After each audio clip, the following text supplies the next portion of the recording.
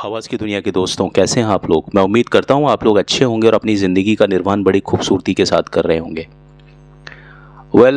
आज हम एक बार फिर से बात करेंगे फिल्म सिलसिला की। सिलसिला वास्तव में सिलसिला ही थी। एक ऐसी फिल्म जो कि एक त्रिकोण पर आधारित थी, एक प्रेम त्रिकोण पर आधारित थी। उस फिल्म को बनाने में बहुत लोगों ने बहुत सा दिमाग लगाया, चतुराई भी लगाई, पॉलिटिक्स भी लगाई, लेकिन वो फिल्म चली नहीं तो चली ही नहीं, बिल्कुल नहीं चली वो फिल्म अपने समय से बहुत ज़्यादा आगे की फिल्म थी और इतनी ज़्यादा आगे की फिल्म थी कि उस समय को कोई भी छू नहीं पाएगा। कारण ये था कि उस फिल्म में जो बताया गया वो भारतीय समाज और हमारा जो परंपराएं हैं उनसे बिल्कुल अलग बात इस फिल्म में दिखानी चाहिए। आप इस बात को समझें कि पति पत्नी के रिश्ते चाहे कैसे भी हों, लेकिन उसके बीच में कोई दूसरी जो औरत है वो कभी भी पत्नी की जगह नहीं ले सकती। इस फिल्म में इस तरह की कोशिश अंत तक की गई थी कि ऐसा कुछ दिखे। यानी इस फिल्म में अमिताभ बच्चन की प्रेमिका थी रेखा और पत्नी थी जया बच्चन, लेकिन जितने भी जो सीन थे, प्रणय जो दृश्य थे, वो रेखा के साथ में हैं। बहुत सारे लोगों को आज भी नहीं पता है कि फिल्म सिलसिला में कहीं जया बच्चन भी आती हैं। लोगों ने जो भी कोई कयास लगाए या जिन्होंने इस चीज़ को विजुलाइज किया, अपने दिमाग में इसका एक दृश्य बनाया, वो अमिताभ और रेखा को लेकर के ही था। और अगर अमिताभ और रेखा नाम की चीज़ नहीं है इस फिल्म में, तो इस फिल्म में कुछ भी नहीं है। इस फिल्म को बनाने में बहुत सा दिमाग, बहुत सारा बजट बनाया गया और इस फिल्म को एक महत्वाकांक्षी परियोजना के नाम से अगर हम बोलें तो ये बात गलत नहीं होगी। फिल्म को डायरेक्ट किया था यश चोपड़ा साहब ने, जो कि इस तरह की फिल्मों को बनाने के लिए हमेशा माहिर माने जाते हैं। यानी अगर कोई रोमांटिक फिल्म बनाए तो यश चोपड़ा को ही अपना मानक बनाता है कि भाई कोई जो पैरामीटर है फिल्म कैसी, अगर एक रोमांटिक फिल्म कैसी, यानी यश चोपड़ा ने जैसी बनाई है वैसी। लेकिन क्या आप जानते हैं फिल्म सिलसिला अपना बजट नहीं निकाल पाई थी। जो खर्चा इस फिल्म पर किया था सिर्फ उतना पैसा ही बमुश्किल इस फिल्म का जो निर्माता थे उनकी जेब में वापस आ सका।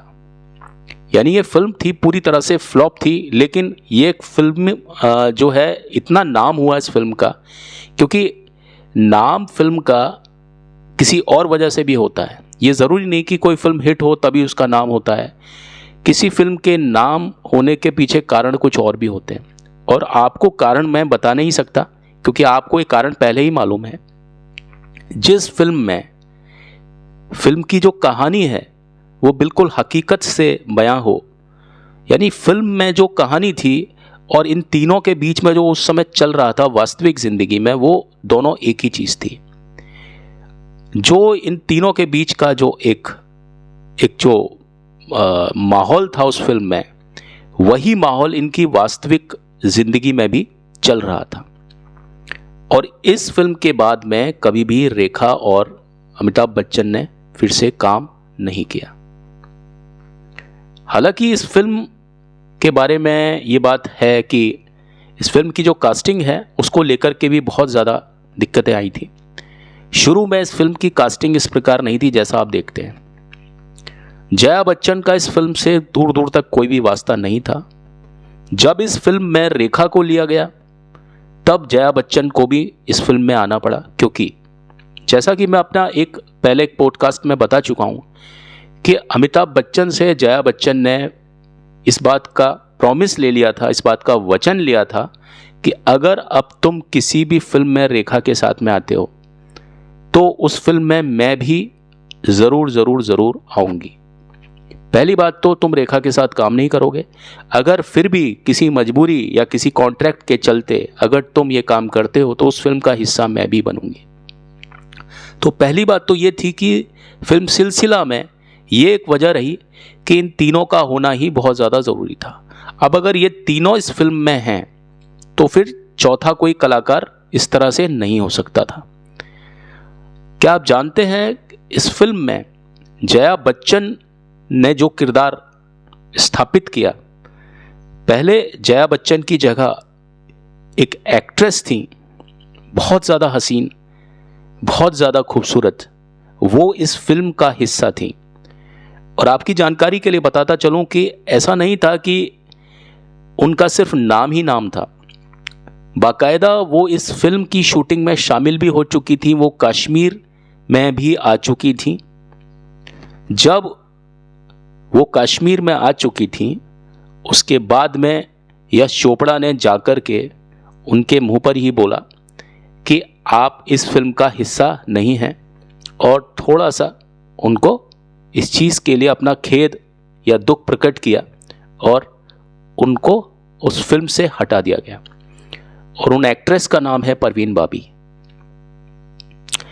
परवीन बाबी को अगर ये फिल्म मिलती तो मैं कहता हूँ कि ये फिल्म बहुत ज़्यादा आगे चलती। क्यों? क्योंकि लोग बाग जो थे वो उस तरह से फिल्म को देख रहे थे कि भाई असल ज़िंदगी में भी अमिताभ के साथ में ऐसा ही है और ये वास्तविकता में भी ऐसे ही चल रहा है। तो कहीं ना कहीं इस फिल्म को लोगों ने हकीकत के साथ में जोड़ लिया, और हकीकत में अगर कोई चीज़, गलत चीज़ अगर दर्शक होता हुआ देख लेता है तो वो फिर इस चीज़ को अपने गले के नीचे नहीं उतार पाता है। अगर इस फिल्म में जया बच्चन की जगह परवीन बाबी होती तो लोग बाग सिर्फ इसको एक कहानी की तरीके से लेते, लेकिन क्योंकि ऐसा नहीं हो पाया इसलिए इस फिल्म का गिरना तय था। इसमें बहुत ज़्यादा दिमाग लगा था और जो फिल्म के मेकर्स थे वो चाहते थे कि इस फिल्म में एक ट्रायंगल सेट हो, एक प्रेम त्रिकोण हो। अमिताभ बच्चन और यश चोपड़ा दोनों इस फिल्म के बारे में बहुत ज़्यादा विचार विमर्श पहले भी करते थे, और फिल्म जब बन रही थी तब भी शुरुआत में अमिताभ बच्चन ने बहुत ज़्यादा इसमें दिमाग लगाया, खपाया बहुत ज़्यादा। और यश चोपड़ा ने अमिताभ से पूछा कि कहीं ना कहीं आप के साथ में कहीं कुछ ऐसा चल रहा है, तो अमिताभ ने कहा कि क्या आप इस फिल्म की स्टार कास्ट से सेटिस्फाइड हैं? यश चोपड़ा ने कहा कि नहीं, मैं सेटिस्फाइड नहीं हूँ। इस फिल्म का हिस्सा स्मिता पाटिल भी बनने वाली थी, इस फिल्म का हिस्सा पद्मिनी कोल्हापुरी भी बनने वाली थी। यानी जो किरदार आपने अंत में जया बच्चन को फिल्माते हुए देखा उसके लिए पद्मिनी कोल्हापुरी को भी कंसीडर किया जाने वाला था, लेकिन पद्मिनी कोल्हापुरी की उम्र बहुत ज़्यादा कम थी तो इसलिए उनको ड्रॉप किया गया। स्मिता पाटिल का नाम रखा, फिल्म में वो बात नहीं आ पा रही थी। परवीन बाबी फाइनल थी इस फिल्म के लिए, लेकिन उनको भी हटा दिया गया और एक तरीके से इंसल्ट थी ये परवीन बाबी को, क्योंकि आपने फिल्म को शुरू किया और उसके बाद में हटा दिया। अब इस फिल्म में परवीन बाबी के साथ में उसके बाद क्या हुआ, किस प्रकार परेशान हुई, इसका खुलासा किया है मशहूर अभिनेता रंजीत साहब ने। रंजीत साहब को आप कैसे भूल सकते हैं? फिल्म में जो विलन जिन्होंने हमेशा हीरोइन के साथ में बदतमीज़ियाँ की, लेकिन असल ज़िंदगी में वो बहुत ही खुले और अच्छे साफ दिल के इंसान हैं, और परवीन बाबी उनकी खास दोस्त हुआ करती थी। तो एक पॉडकास्ट में रंजीत साहब ने बताया कि परवीन बाबी मेरी बहुत खास दोस्त थी और वो पूरी तरह से अकेली थी, बहुत खूबसूरत महिला थी, हर तरह से हमेशा हंसती रहती थी, कभी भी किसी के बारे में गलत बात नहीं करती थी, अपने काम से काम रखना, बहुत डिसेंट और खुलखुला के खिलखिला के या खुलखुला के हंसना। और उसकी वजह से हम उनके दांतों की वजह से उनको फावड़ा कहते थे। तो इस फिल्म को छिन जाने की वजह से वो बहुत ज़्यादा दुखी थी, और इतना ज़्यादा दुखी थी कि वो रो रही थी। तो रंजीत साहब ने पूछा कि भाई क्या हुआ परवीन, और उस समय रंजीत साहब भी कश्मीर में थे। तो उन्होंने कहा कि परवीन बाबी ने उनसे बोला कि भाई मुझसे ये फिल्म ले ली गई है और एक फालतू विवाद के कारण जो फिल्म के मेकर्स थे या अमिताभ बच्चन या जो भी हैं मेकर्स, मतलब ये सारे लोग, उन्होंने एक फालतू सा एक विवाद था, उसके कारण रेखा और जया भादुड़ी को ही इस फिल्म में लिया।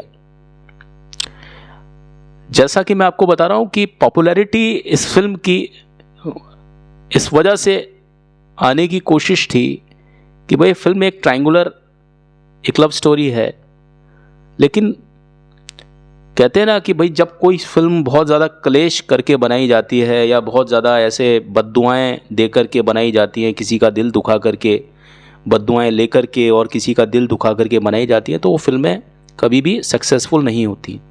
ये कहना है एक्टर रंजीत साहब का।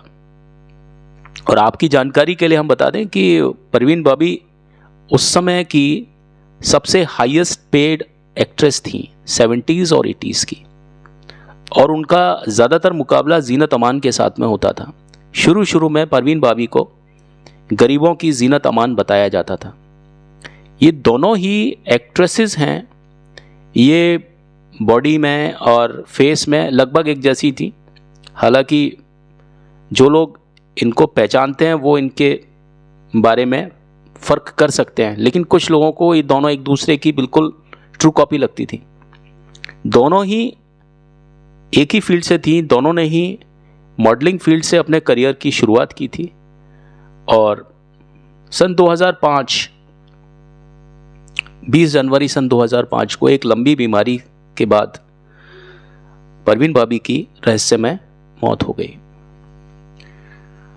अब देखिए, ना तो हमारे बीच में परवीन बाबी है, ना हमारे बीच में यश चोपड़ा हैं। कई कलाकार हैं जो कि आज की तारीख में एक दूसरे से मिलते नहीं हैं। अमिताभ बच्चन और रेखा का आपने कभी भी इस फिल्म के बाद में कोई संवाद होते हुए नहीं देखा होगा। ये फिल्म आखिरी फिल्म थी दोनों के बीच, यानी इस फिल्म ने जो किया वो ठीक नहीं किया, और इस फिल्म का जो परिणाम रहा बहुतों की ज़िंदगी में वो बहुत ऐसा रहा कि आज भी वो परमानेंट है। ये लोग आपस में मिलते बिल्कुल नहीं हैं, ये पत्रिकाओं में बताया जाता है। और फिल्म एक आई थी आपकी आखिरी रास्ता। अगर बमुश्किल रेखा और अमिताभ की मुलाकात वहाँ हुई हो तो हुई हो, वो मैं इसलिए बता सकता हूँ। हालांकि रेखा आखिरी रास्ता फिल्म का हिस्सा नहीं थी, लेकिन जो भी आवाज़ श्रीदेवी के ऊपर डब की गई थी उस फिल्म में वो रेखा की आवाज़ थी। और हो ना हो कहीं ना कहीं अमिताभ बच्चन और रेखा का वहाँ पर मिलन ज़रूर हुआ होगा, क्योंकि कुछ संवाद ऐसे थे जो अमिताभ बच्चन और रेखा यानी श्रीदेवी के लिए जो डबिंग आर्टिस्ट थी रेखा, उनके बीच वो चीज़ स्टूडियो में आपस में डायलॉगबाजी जो हुई थी वो थी। आखिरी रास्ता फिल्म अपने समय की बहुत ज़्यादा एक हिट फिल्म है। कभी टेलीविज़न पर आए तो आप उसको ज़रूर देखिएगा, आप उसको वैसे भी देख सकते हैं। मैं ये मानता हूँ कि 1986-87 में जो फिल्म आई थी वहाँ पर अमिताभ बच्चन और रेखा का ज़रूर कहीं ना कहीं कुछ मिलना हुआ होगा डबिंग के दौरान। लेकिन 1981 की इस फिल्म यानी सिलसिला फिल्म के बाद में आपने पब्लिकली कभी भी रेखा और अमिताभ बच्चन को एक साथ नहीं देखा होगा। आज की पेशकश में बस इतना ही। आपके समक्ष एक और एपिसोड को लेकर के हाजिर होता हूँ। मैं हूँ आपका दोस्त हेमंत। अभी तो चलता हूँ, लौट के मिलता हूँ। Have a nice time, bye.